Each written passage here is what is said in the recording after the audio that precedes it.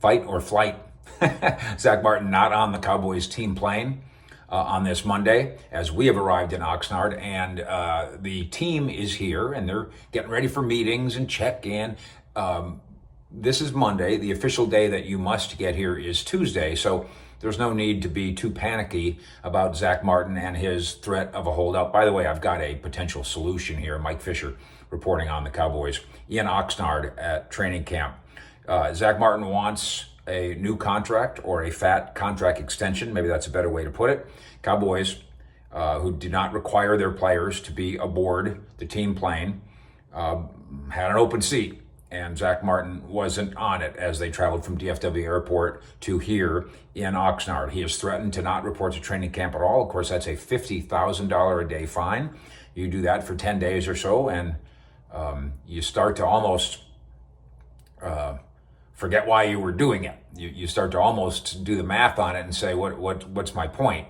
If I'm giving up 10 days and $500,000 so I can get a raise. But there's probably a compromise in here somewhere. Zack Martin's salary now is $13.5 million for the year, the highest paid guards, and he's as good as anybody, and maybe better.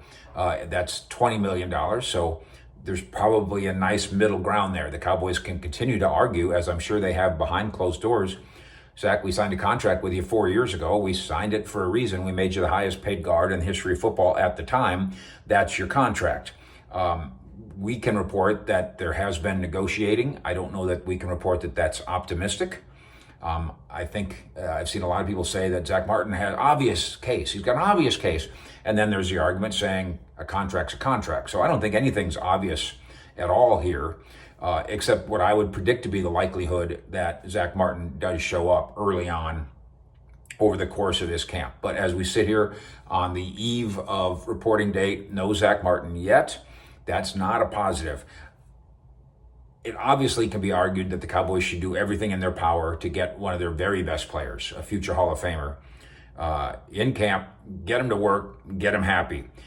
I would suggest this. Maybe that effort happens with a start to a compromise. Hey, Zack, this is Jerry.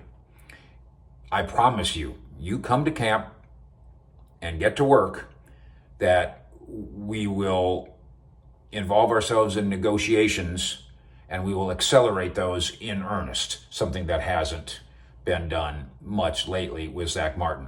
I would like to think that the two sides would have enough trust in each other after all these years to be able to look each other in the eye, well, okay, over the phone, and understand each other's language. That would be my suggestion, and I think it's even my prediction, and we'll keep you posted on fight or flight with Zack Martin versus the Cowboys in Oxnard with the Cowboys and on the NFL Fish. Out.